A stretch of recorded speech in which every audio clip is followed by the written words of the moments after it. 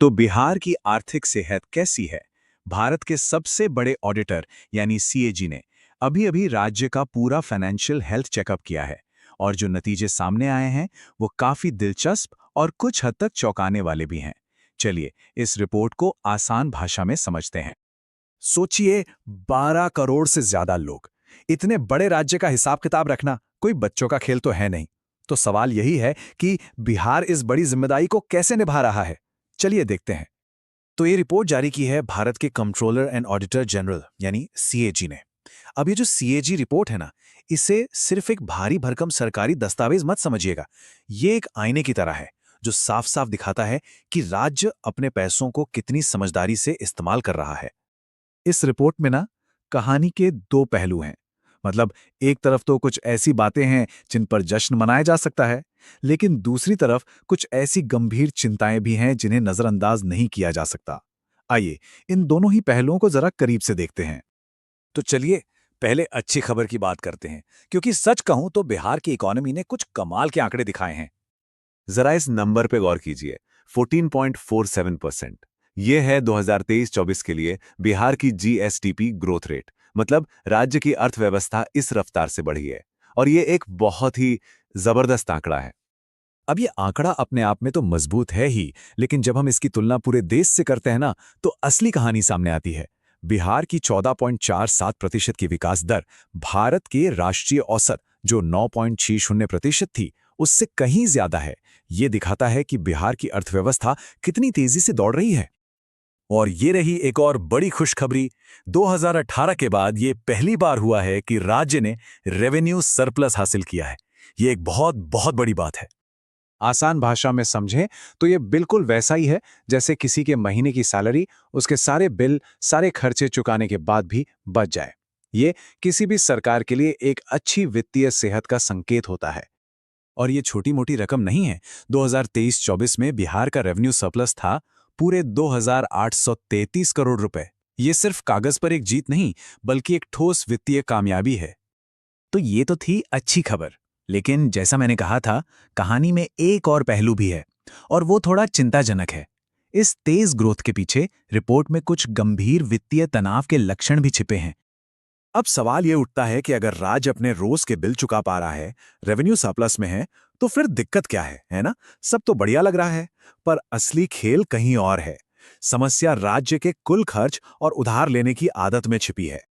देखिए, मामला सिर्फ रोजमर्रा के खर्चों का नहीं होता। सरकार को सड़क, स्कूल, अस्पताल बनाने जैसे बड़े प्रोजेक्ट्स पर भी खर्च करना पड़ता है।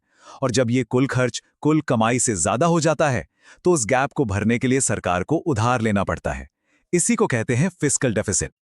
और यहीं पर सबसे बड़ी गड़बड़ सामने आती है। बिहार का अपना एक कानून है, BFRBM एक्ट, जो कहता है कि आप एक लिमिट से ज्यादा उधार नहीं ले सकते। ये लिमिट GSDP का 3.50% तय की गई थी। लेकिन असल में राज्य का घाटा 4.17% तक पहुंच गया। साफ शब्दों में कहें तो राज्य ने कानून तोड़कर जरूरत से ज्यादा कर्ज लिया। और जब कोई हर साल अपनी तय सीमा से ज्यादा उधार लेता है, तो क्या होता है? सिंपल है, उसके ऊपर कर्ज का बोझ बढ़ता जाता है।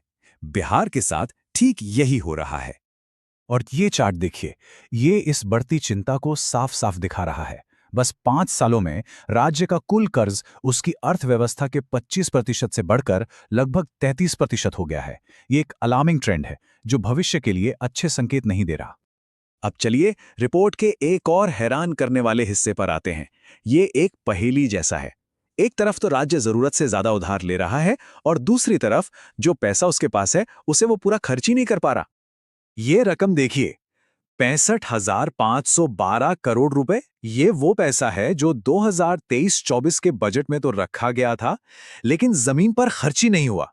मतलब विकास के लिए रखा गया पैसा तिजोरी में ही बंद रह गया और लोगों तक नहीं पहुंचा।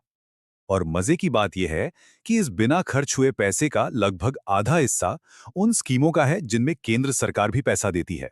ये कहीं ना कहीं केंद्र और राज्य के बीच तालमेल की कमी की तरफ भी इशारा करता है। देखिए, ये सिर्फ नंबरों का खेल नहीं है। इसका सीधा सीधा मतलब क्या है? इसका मतलब है कि जिन सड़कों, स्कूलों या स्वास्थ्य सेवाओं के लिए पैसा रखा गया था, वो या तो बने ही नहीं या फिर अधूरे रह गए। इसका असर सीधा आम लोगों की जिंदगी पर पड़ता है।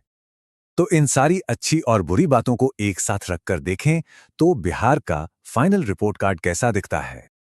ये रिपोर्ट कार्ड देखिए, ये पूरी कहानी को एक नजर में बता देता है। आर्थिक विकास यानी जीएसडीपी ग्रोथ में मिला है ए ग्रेड, जो शानदार है। रेवेन्यू मैनेजमेंट में बी ग्रेड, क्योंकि सरप्लस एक अच्छी बात है, लेकिन फिस्कल डिसिप्लिन यानी वित्तीय अनुशासन में सी माइनस, और बजट को लागू करने में यानी पैसे खर्च करने की क्षमता में डी ग्रेड मिला है। यह बहुत बड़ी कमजोरियों की तरफ इशारा करता है।